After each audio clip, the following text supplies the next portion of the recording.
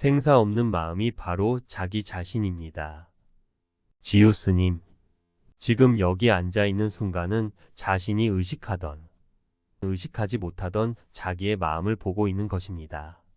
마음으로 보고 있다니까 깨달은 사람이나 마음을 볼 수 있지 어떻게 중생들이 마음을 볼 수 있느냐고 보통 사람들은 말합니다. 물속에 있는 물고기가 물을 알았다 해서 비로소 물속에 있다는 것을 알고 물속에서 살게 되고 그것을 몰랐다 해서 물 밖에 나와 있는 것은 아닙니다. 물을 알았거나 몰랐거나 항상 물속에 있습니다. 그와 같이 우리가 지금 조용히 앉아 있어 보면 그것이 공부가 되었던 안 되었던 괴롭던 괴롭지 않던 깨달았던 깨닫지 않았던 간에 자신의 마음을 그대로 볼 수 있습니다. 자기가 자기 마음속을 들여다보니까 자기의 모습을 보고 있는 것입니다. 왜 이리 피곤한지 왜 이리 불안한지 편안한지 느낍니다. 그러나 남의 마음이 왜 피곤하고 괴로운지는 알 수 없습니다. 왜냐하면 생각이라는 것은 빛깔도 소리도 냄새도 아니라서 볼 수가 없습니다. 그렇지만 자기 속의 생각을 남은 모르지만 자신은 볼 수 있습니다. 자신이 조용히 좌선을 하려고 앉아 있으면 무엇인가 괜히 아프다는 것을 알 수 있습니다. 깨닫거나 깨닫지 못했거나 누구든 항상 자기 마음속을 보고 있습니다. 조용히 좌선하고 있을 때의 그 모습은 환자가 내 몸이 어떠한지를 알기 위해 진찰대에 자신을 올려놓은 것과 같습니다. 하지만 다른 사람에게 진찰해 달라고 하지 않더라도 자기 스스로 내면의 움직임과 정신적, 육체적 상태를 느낄 수 있고 알 수가 있기 때문에 잠시 5분 동안이라도 앉아보면 느낀 대로 그대로 알 수 있습니다. 이 순간에도 온갖 번뇌망상과 앞으로 있을 일이 짧은 순간 영화의 화면처럼 스쳐 지나갑니다. 그렇지만 전혀 그렇지 않은 사람도 있습니다. 생각을 일으킬 때는 생각이 일어나고 그렇지 않을 때는 생각을 놓아버리고 모든 것을 초월해 본심에 돌아가 있습니다. 어떤 사람은 죽비치고 앉아있는 그 순간부터 조는 사람도 있습니다. 입정하고 있을 때의 자기 마음속과 입정해서 나온 이후의 마음속을 스스로 비교해 본다면 그것은 이미 자신을 본 것입니다. 그러면 어찌하면 이렇게 내 마음속에 혼침이 많은가 하고 생각해 본다면 그것은 잠이 많다는 진단이 나온 것입니다.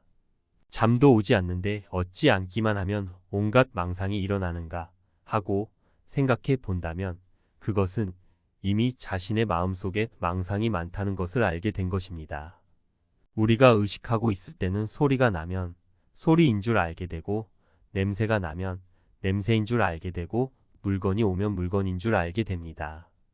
이것은 우리가 깨어 있기 때문에 그렇습니다. 잠자고 있는 사람은 소리가 나도 소리인 줄 모를 것이고 냄새가 나도 냄새인 줄 모를 것이며 물건이 와도 물건인 줄을 모릅니다. 이렇게 소리를 알고 냄새를 알고 물체에 있는 것을 아는 것은 우리가 깨어 있기 때문입니다. 그런데 우리는 깨어 있으면 이 생각, 저 생각, 온갖 그림자들이 오고 가고 합니다. 자기 속에 온갖 그림자들이 오고 가고 있는 것을 다른 사람은 모르지만 자기 자신은 압니다. 잠자고 있는 무의식 상태와 깨어있는 의식의 상태는 분명히 구분이 됩니다. 모를 때 그것을 혼침이라 하고 혹은 그것을 무기혼침이라고도 합니다. 그래서 우리의 마음속에는 깨어있을 때는 온갖 생각의 그림자인 번뇌망상이 오락가락하고 있고 또 그렇지 않고 무의식 상태에 들어있으면 바로 혼침이 됩니다. 이 두 가지 상태 즉 잠이 아니면 망상, 망상이 아니면 혼침 이것이 오고 가고 하고 있습니다. 이 두 가지 중에 어느 쪽이 많으십니까? 양에 관계없이 바로 이 두 가지가 자기 마음속의 장애물입니다. 번뇌가 가리고 있다 해서 마음이 도망간 것은 아닙니다. 허공에 구름이 덮였다 해서 허공이 도망간 것이 아니듯이 말입니다. 허공 속에 구름이 끼어 그 뒤에 태양을 보지 못하는 것처럼 마음속에 혼침이 꽉 찼다. 무의식 상태에서 깊은 잠에 빠졌다 해서 마음이 어디로 도망간 것은 아닙니다. 혹 어떤 이는 이렇게도 말합니다. 내가 깊은 잠에 빠져 있을 때 내 마음은 어디로 가버렸는가 하는 의심을 하기도 합니다. 마음은 물건이 아니므로 잠에 빠졌다 해서 멀리 떠난 게 아닙니다. 마음은 오고 가고 하는 것이 아닙니다. 허공이 오고 갈 수 없듯이 말입니다. 다만 허공에는 구름이 끼었다가 개이기도 하고 비가 왔다가 바람이 불기도 합니다. 마음속에 번뇌망상이 오고 갔다가 무의식 상태가 되기도 하며 다시 의식 상태가 되기도 합니다. 또 마음속의 내용이나 모양이 자꾸 달라지고 바뀐다 해서 마음이 오고 가는 것은 아닙니다. 우리가 꿈속에서 보면 생시와 똑같은 모양이 오고 가고 물건을 보거나 소리도 듣고 음식도 먹고 내 몸이 오고 가는 것도 그대로 나타나서 모든 감각이 생시와 똑같습니다. 우리가 생시에 무서워하는 것들은 꿈에서도 역시 똑같습니다. 그러나 막상 꿈을 깨고 보면 아무것도 오고 간 것이 없습니다. 꿈에 남에게 당했더라도 놀래서 꿈에서 깨고 나면 아무것도 없는데 그것을 꿈에선 사실대로 느낍니다. 느끼는 것은 똑같습니다. 이것은 연못에 돌을 던지면 돌이 물에 들어가자마자 그 파문이 한참 오래 갈 듯 하지만 결국 없어지는 것처럼 흔적이 자기 마음에 남아서 무엇이 있는 것처럼 느껴집니다. 그러나 실제 있는 것은 아닙니다.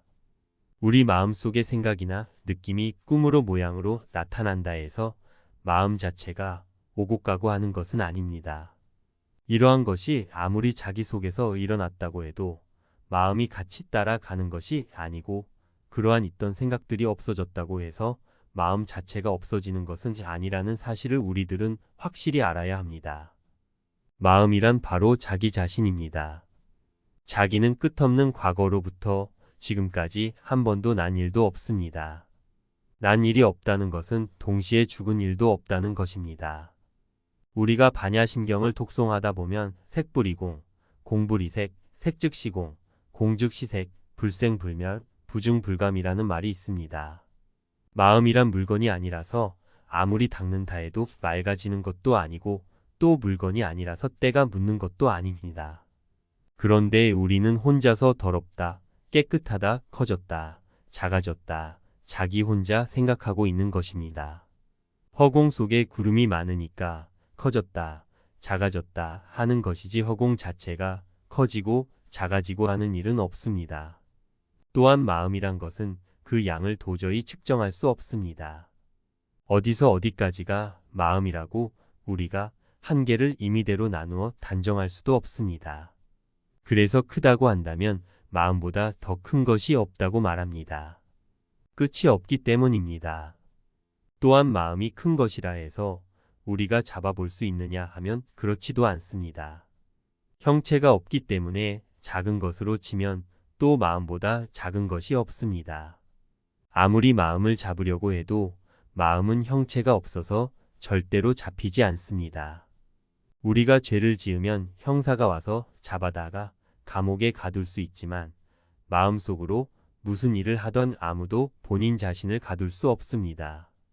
그러나 자기 속에 일어난 생각이 자기의 마음속에서 사라지지 않고 자신의 본 모습을 가리다 보니 그것이 고통이 되고 여러 가지 감정, 느낌으로써 자기에게 다가오는 것입니다. 그러고 보면 자기 속에서 일어난 모든 생각과 번뇌망상은 그것이 그림자로 나타나거나 모양으로 나타나기도 하며 소리가 되거나 빛이 냄새가 되기도 합니다. 생각으로 나타난 것은 어디까지나 생각인데도 우리가 이런 것들에 사로잡히다 보니 정말 자기를 잃어버리게 된 것입니다. 생각해보면 괴로움이다, 고통이다 하는 것은 누가 나를 지배해서 나쁜 곳에 떨어뜨리거나 또 나를 좋은 곳에 인도해 주거나 하는 것이 절대 아닙니다. 만약 그렇다고 한다면 똑같이 편안하게 해주고 똑같이 즐겁게 해줘야지 왜 안 한 사람, 괴로운 사람의 구별이 있는가 하고 불평도 할 수 있습니다. 그러나 우리가 불평을 해봤자 혼자 불평이지 아무 반응이 없습니다. 우리가 좋다, 나쁘다 하면서 구속받는 것은 자기가 자신을 구속한 것에 불과합니다. 자기가 자신을 구속했다는 것은 자신 속에 일어난 생각이 자신을 괴롭힌 것입니다. 좋게 느끼거나 나쁘게 느끼거나 생각이라는 것은 자기 마음으로부터 나오는 것입니다. 그런 마음이 어떤 모양으로 자기 앞을 가리느냐에 따라 좋아지고 나빠지고 괴로워하며 여러 가지 모양으로 스스로 느끼는 것이 아니겠습니까? 우리는 자기 생각을 마음대로 못하고 스스로가 자기 속에서 일어나는 생각에 사로잡혀 끄달리고 괴롭다 하는지 처량하기만 합니다. 어느 날 산에 있는 원숭이가 가만히 산 밑으로 내려가 보았습니다. 어떤 연못에 동그란 달이 비치고 있었습니다. 물에 비친 달은 진짜 달이 아니라 그림자인데도 환한 빛을 발했습니다. 그러자 원숭이는 생각했습니다. 저렇게 희귀한 달이 연못 속에 있구나. 그 달이란 원래 하늘에 있는 것인 줄 알았던 원숭이는 연못 속에서 환한 빛을 뿜고 있는 달을 보고 너무나 놀라웠습니다. 원숭이들은 달이 항상 동그랗게 있기를 원했습니다. 하지만 달은 하루하루 모양이 변하고 또 때때로 없어지기도 했습니다. 원숭이들은 어떻게 하면 저 달을 잡아둘 수 있을까를 고심하던 끝에 문득 연못에 있던 달을 보고는 그것을 담아오고자 생각했습니다. 그래서 원숭이들은 나무에 몸을 붙이고 사슬을 엮어 연못 속에 달을 건지려 했습니다. 아무리 해도 달은 건져지지 않았습니다. 달은 그대로 물속의 그림자로 남아있는 것이었습니다. 왜 원숭이가 달을 건지려 했을까요? 달인 줄 알았기 때문입니다. 그것이 그림자인 줄 알았다면 절대 그런 일을 하지는 않았을 것입니다. 우리도 그와 같습니다. 우리 마음속의 생각은 연못의 달처럼 그림자에 불과한 것입니다. 실제로 그런지 잠시 눈을 감고 가만히 생각해 보면 생각이 떠오르는 것을 금방 알 수 있습니다. 눈을 감자마자 그림자의 퍼레이드가 시작됩니다. 다시 눈을 뜨고 보이는 대로 그에 맞춰 생각이 떠오릅니다. 잠자다 나타나는 생각은 꿈이요. 이 꿈은 생시와 같습니다. 자기가 자기 마음이 언제 어떻게 변할지 몰라 믿지 못하는 것은 보통 인간의 마음입니다. 평소에 익힌 습성대로 이끌려가는 것이 바로 인간의 마음입니다. 그 습성은 바로 우리의 업이 나타나는 것이지요. 노력하게 되면 우리의 나쁜 업생, 업도 차차 없어지게 됩니다.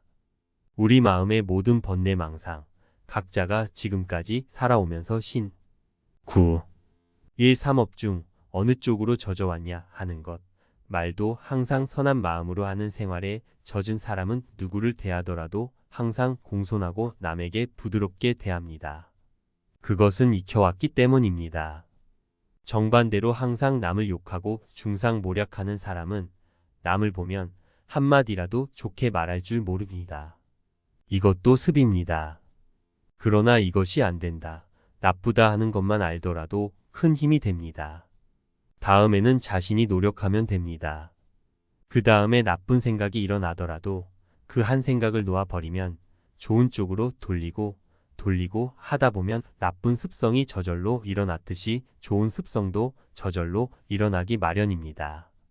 결국 그 모든 업의 인과는 자신에게 돌아옵니다. 내가 잘 살고 행복하고 오래 살려면 남을 도와야 하는 것입니다. 그렇게 하기 위해서 우리는 자신의 근본 마음을 돌이키고 좋은 생각, 부처님의 가르침을 자신의 마음속에 담아야 할 것입니다. 우리의 마음은 바로 부처의 자리이기 때문입니다.